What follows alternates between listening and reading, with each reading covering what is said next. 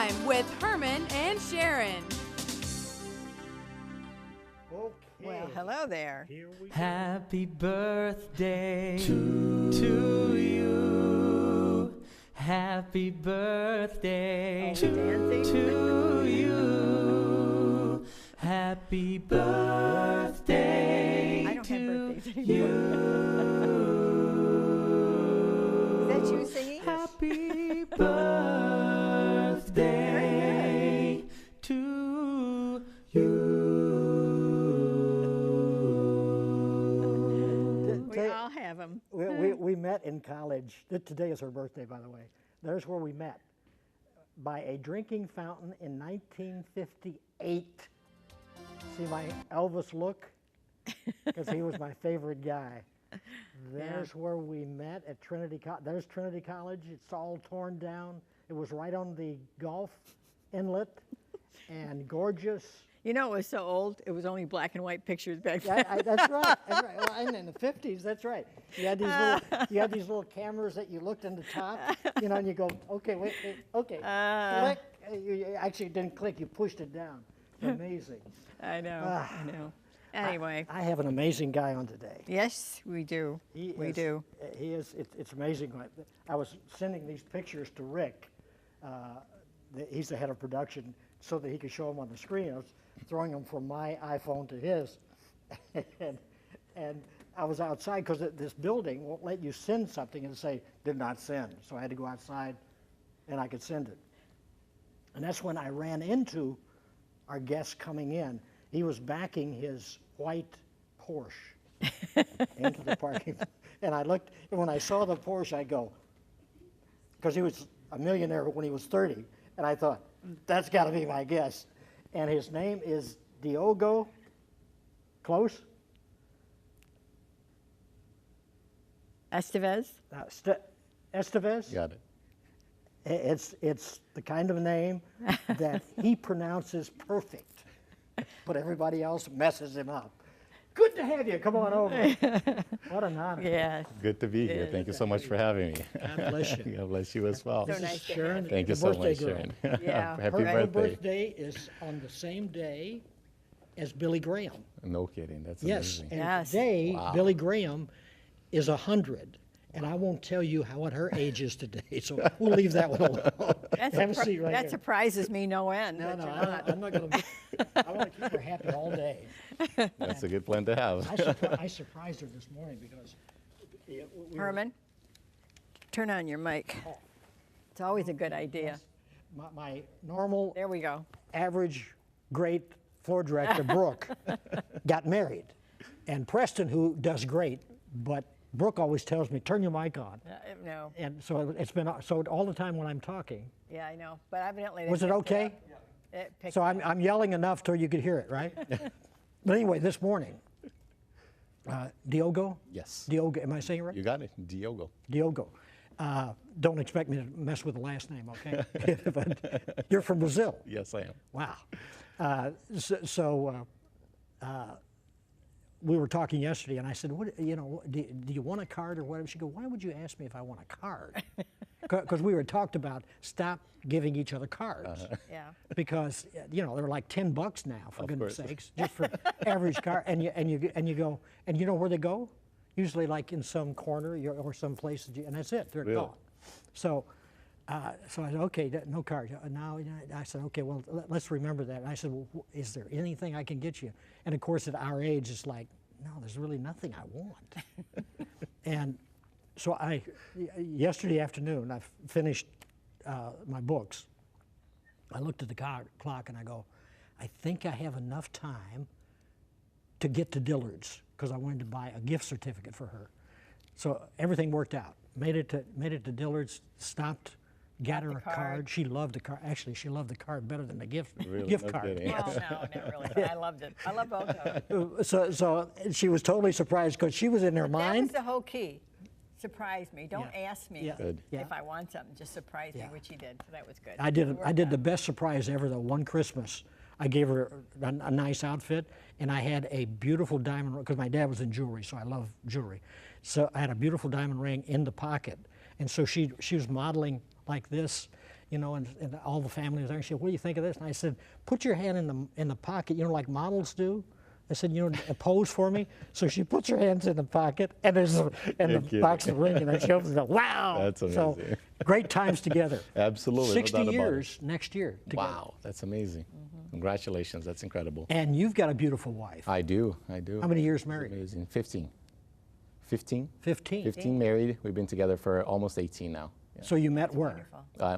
She's my high school sweetheart as well. So we met at church, but then we went to school together. Wow. Yes. And you have 2 children? I have 2 kids, Matthew, who's 10, and Matthew Luca. and who? Matthew and Luca. Luca. So Matthew's 10 years old and Luca is 4. Yeah, and they're a blessing. They're amazing. And you live? Well, we live in Orlando now, but we've lived in 6 different states in the U.S. Where so far. Give me a Colorado, Idaho, Utah, Arizona, Texas, Florida. So we've been around the block a little bit. My goodness. Yes. This is his book, and now normally when you look at something like this, because there's so many books. I mean, hundreds of books are sent to us, and I choose few. But when I got into this, man, I mean, you've got it together. It's been a journey. Yeah, Dave, can we show the open cover here? Because it's when you get your copy, there it is, right on there. Now this circle says dream, purpose, spirit, soul, body, relationship, family, wealth, contribution, growth, fun, time. Yes. So it's pretty important that you have a plan. Yes. Obviously, you started out, and you know, it's a funny thing, when I read the book, you were a millionaire by the time you were 30. So I built $1 million business by the time I was 29. 29. So yeah, so it was in real estate. I just want you to know, my dream was to be a millionaire by the time I was 30, and that went by. So I said, okay, it's going to be 40. That went by. 50, and that went by, and 60, and that went by, and 70, and that went by, and now I'm my next birthday will be 80. Don't think I'm going to make it.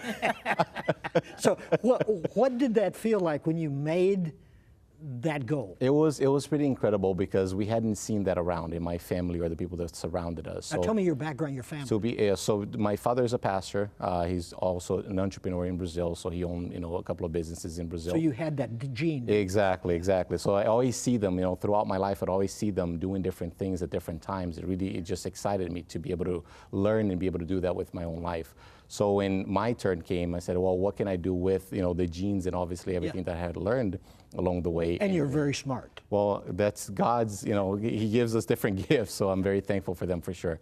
And then like I said, by the age of 29, we had built a business that had expanded over the U.S. and Brazil in 15 offices and things like that. But I thought that's what I was looking for and that's what I wanted as well, and it was great, but it was just something missing there. What was missing? God.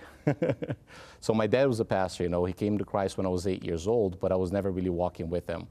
So everything that I was looking for in my life, I was just trying to fill a void that couldn't be filled by anything but God. So it was just, this is really when the journey started in my life as far as the transformational. And you said real estate? You So started off with real estate? Yes, so I've been in financial services for the last 10 years. I've licensed in insurance, investments, real estate, mortgage, and things like that. But the company that we built, yes, was built based on real estate. We opened 3 companies at the same time. We had a real estate company. We also opened an interior design company, which was, my wife is an interior designer. And then we did a consulting business as well on the side. There are a lot of clients that are coming from Brazil to buy real estate, so we would help them buy the house, furnish the house, and get all the paperwork together. So this is how we, we ended up growing to. I wonder why did your parents decide to come from Brazil to come to America? Why did they come? Well, quality of life. My father and my mother had always done well in Brazil, but they just didn't have quality of life. Meaning? Meaning they couldn't drive the nicest cars because in Brazil overall, not just my parents, they couldn't drive the nicest cars because somebody might do something with them. So a lot of theft. There are a lot of theft, a lot of kidnapping and things like that. So, when you can't, I always say that you can't enjoy life if you don't have money, and you can't enjoy it if you have money because you can't let people see it. Somebody else wants it. Sure. So overall, you don't really have. Brand new car and key it. Exactly. Yeah. So overall, you can't really get the quality of life that you can get in the U.S., even if you make a lot less money. Isn't that amazing? It's just incredible. Yeah. But some of the best fighters on the planet are from Brazil, it's MMA fighters. There's a reason for that. Mixed martial martial arts. People in Brazil are fighters. There's no doubt about that. Really? So that's why most of them strive when they come. They thrive when they come to the U.S. just because they're so used to battling things that you don't have to fight with in the U.S. So it's just amazing. Yeah. Okay, by the way, you talk about the journey of a Kingsman. Yes. Now, what is, in your verbiage, a Kingsman? So a Kingsman, in my mind, is someone who understands that they were created for a unique purpose, that they're special and they have unique talents, and they were placed in this world for a very specific reason. This is what a Kingsman is. They want to do something better with their lives. They want to reach their God-given destiny, and they want to understand what their purpose in life is. Now, Kingsman is the lowest ranking officer if you look at the British Army, that's the lowest ranking officer. And it's just, to me, just sounded right, because we're serving God. That's what we're doing at the end of the day. So it's humankind at the King's service. You have each chapter, instead of chapters, you have quest. Yes. Quest 1, 2, 3, 4, and so on, 12 quests. And let's start with the first quest. Why are you here on this planet? Yes. Imagine driven by purpose. So you've got to figure out, okay, why am I here? Yes. Did you ever think that before you were very successful? Oh, I didn't. Well, I thought I did, but at the end of the day, I didn't, because that was the very moment when I got down on my knees in my home, that day almost 3 years ago, is the day when I really started understanding purpose, because everything up until that point just didn't make sense. What happened? Take me to that point. On your knees, I mean, because we have people watching Yes. that are almost, they probably are very, very successful or whatever, and there's something missing. Yes. What did that do when you got on your knees? I just think that throughout our lives, we're constantly being shaped by society and our parents and the people that are helping raise us. And we're usually taught that we should be seeking something specific. And when you finally reach that one thing specific and you don't find that fulfillment, that joy, you look around and you're like, what else is there? Is there something else? So that day in my house, almost 3 years ago, when I got down on my knees and asked God to literally take my life or give me purpose, was just very impactful, because from that moment on, everything started changing. Now, I had achieved what I thought I wanted in life, and most people on the outside would look at my life and say, I wish I had your life. And in my mind, I'm thinking, you have no idea what you're asking for, because what they didn't know is that I had gone through 8 years of deep, deep depression, Yeah, in anxiety, and all fact, kinds of Quest things. 2. Oh, you did? Quest 2, you say, I was becoming a beast. Absolutely. What was that? Because bad. you're very soft-spoken. I mean, I can understand if you had this, as a millionaire, you had this big office and people come in and it's like they're going to do this big business thing with you, and somebody that has your calming demeanor would just go, okay, this is where I But want to that's be. what was not going That on wasn't inside the of case you. back then. Yeah. There was, like I said, there was a very big transformation that took place at that time. Okay, all right. But it was a journey. It wasn't just something that happened and overnight everything became well. This didn't happen overnight. It took a few years for me to finally get to this place. Walk with me on that journey. I mean, you knew something had changed. I knew something had changed, I just didn't know what yet. And then it was just amazing to see as I watched God start placing people in my life that would help me along the way, just to really understand how to fulfill that, how to find my purpose, and how to eventually fulfill my destiny, which I believe I'm on track now to be able to eventually fulfill it. So money just didn't do it for you? No, then? money is great. External things are phenomenal if you have them at the right time and in the right way. I think that what happened in my life, and what I believe most people do, is that they make that the main thing. And I think it's great when it's a byproduct of something else. So being able to have, reach a $1 million net worth by the age of 29 was great. But then what else was there? Money is great. The stuff is great, but as a byproduct of the main thing, which I believe is fulfilling your mission. Where you hear that, I mean, with the stars and with the ball players, and once they get the biggest home they can get and the most cars that they've ever wanted, and they're interviewed. Yeah. I've heard so many of them say, they say, well, don't get caught up in fame and money, because it's not all that it's made out to be. And you hear that coming from them. But I know a lot of people looking, that goes right past their ears. They just think, I want to be him. Yes. So I heard Jim Carrey a little while say that he wishes everyone could experience fame and money and everything else that they believe they want, because once they finally experience it, they'll realize that's not what they're looking for. Wow. And that's great. Like I said, as a byproduct, there's nothing wrong with it. I believe every one of us should have a very abundant life, but not as the main thing. Yeah. The main thing should be fulfilling your purpose. The only thing is Jim Carrey's becoming a whack job. Yes, he has. I mean, he lost his mind. Yes, yes. But you say this, God recently used a very painful season in my life to give me a full detox. What was that?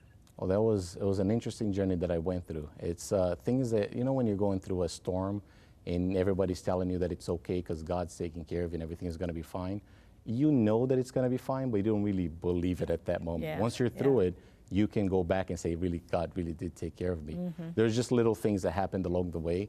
Like I said, I surrendered my life in April of 2016. And then I had a major storm come in August of 2016. What was that? I had, it was just amazing because a lot of people started coming against me, just really making up stories and going online with these things. Oh. Like doing videos that had millions of views and things like that. So it wasn't, because usually it's the other way around. When something really, really bad happens, then you finally surrender and you say, God, now I want you. Mine was the opposite, at least in that sense. It was, I surrendered and then the things started happening. That happens a lot. But the detox that came from it was just amazing because I was very bitter towards people and just not understanding what was going on until my mentor, Larry, told me that the only way that gold gets purified is by turning up the heat. So at that moment, I understood that I had to go through that process because there are a lot of areas in my life that needed to be detoxed still. How does your wife handle going through all this with you? My wife is a champion. She is incredible. She's the most got one amazing too. woman. Yeah, I'm sure it looks that way. She's the most amazing woman I've ever met. There's no doubt about that. And had she not been there, I wouldn't be here today. I don't think that any other woman would have been able to put up with what she put up and the stuff that she had to go through along the way. You're a driven guy. Oh, I'm driven, yes. Workaholic? I used to be an workaholic. Not anymore. She- Because she now I must- understand the balance of life. It's just different. No. So she must love the new person. She that does, came yes, up. she does. There's no doubt about that. Yeah. It was just, like I said, we've been together, married for 15 years. Yeah. And I would say easily that for the first 12 years of our marriage, every time we would have a fight, and this is the kind of person I was, I would just flat out say, no, I don't think we should be together. And just let's just, get a divorce and just go our separate ways. So for her to be able to just, and that's just one piece of it, but for her to be able to put up with that for 12 years, it's just, not everybody can do that. And then once, like I said, once God started performing this detox in my life, the things that started coming out from my past and the things that I had done, because I was sharing everything with her, which was very challenging, not just her, but with my mentor and the people that were surrounding us. So for her to be here today is a miracle. There's no doubt about that. Yeah, that's wonderful. You say, and by the way, his book is, everything he does is well done. So it's well written, but it's a page turner. You know what that is? When you start reading it, I got to keep reading. Yeah. And the way the quests and the chapters are laid out, I mean, it's classy. Thank you. Did you put input on that, or did somebody just look at you and say, this is the kind of book you ought to? No, it was actually, I never had the intention of becoming an author, but I'm an analytical, my personality is analytical, so everything that I do has to be in steps and very orderly. Boy, it is. And in the 12 quests, I started looking at my life and I said, okay, what are the areas that I went through that I believe that everyone should have and should work on as they're going through life, as they're going through their And own after journey. every quest or after every chapter, you have like a review. Yes, there's steps. So just to kind of make it simpler, Wow. Yeah. You say making excuses distracts us from finding our true purpose. In fact, I love this. Refuse to let your past control you. Yeah, that's great. Now that's really, that's worth the whole book. exactly. It's easier said than done.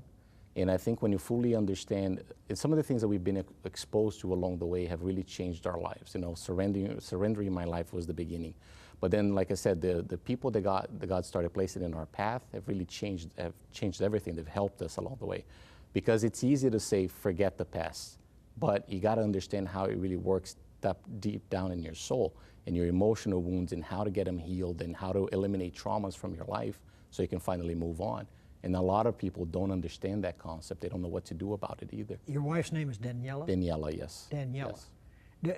Do you, when you embrace Daniela, say thank you for keeping me? I do every time. I do her. I mean, right often I'll say thank you for not Yeah.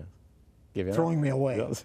Yeah, because she should have. Yes, you should have. Yes, my wife too. Yeah. Yeah. I often ask her, I said, why did you just endure through this whole thing? It was just, you Yeah. could see that it's a God-given strength. Otherwise, Yeah. we wouldn't be together today. Right. So Have you I'm ever very done a thankful. 40-day fast? Yes, I have. What is that? Because I fast 2 days out of every week, Okay. and have for about 7 years, and it's just a way of life with me. But I've never done a That's 40 a long. day. That's a 40 long days time. was interesting. I lost 40 pounds through that fast. It Did you now No in food. my fast? I never lose energy. I exercise the same way. Yeah, towards the end, I think I lost a little bit of the energy, but throughout the whole process, I was actually gaining energy. Were you under a doctor's? I was, so I did I was gonna check say, with they the say doctor don't do it before I went without- in. We did some exams, and then I checked with them afterwards, and everything was actually better after the 40-day fast. Good. So it's pretty incredible.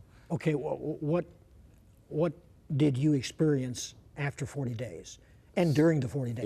It was an amazing amount of clarity, which I had never had before. Not to that level. Spiritually? Spiritually and mentally, and just every day, it just helped me a lot.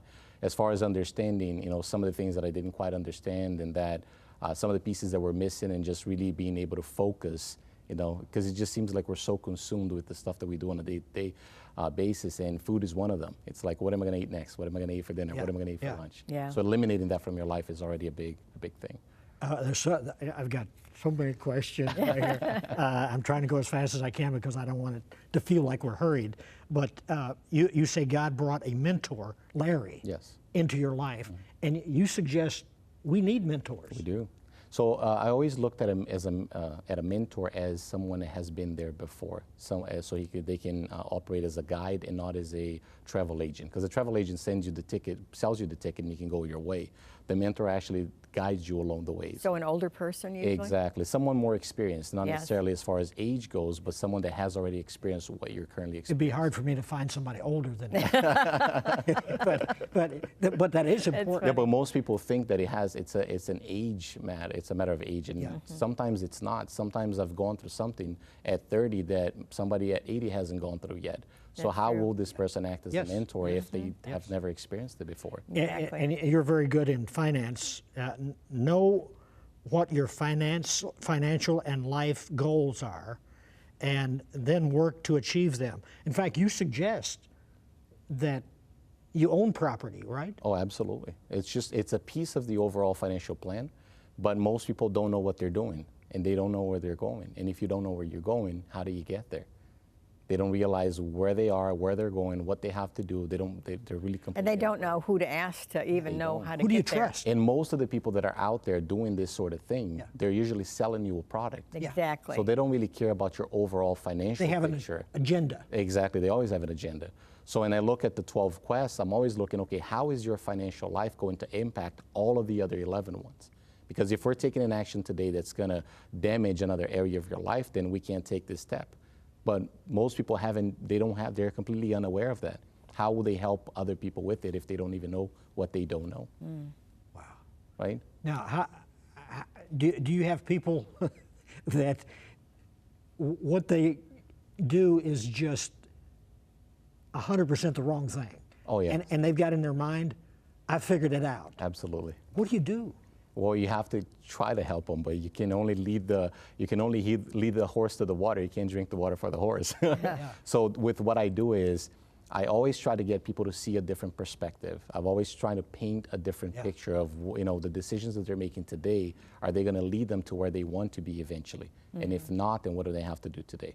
Albert Einstein used to say the definition of insanity is what? Doing the same things over and over again and expect a different result. Right. When they look at their parents' life and they see that their parents haven't been able to accomplish anything financially speaking, and they're doing the same things as their parents, then what's the point? You're going to get the same result. So we got to change it if you want to get to a different destination. You say, Quest 12, God wants us to be still and listen for his voice.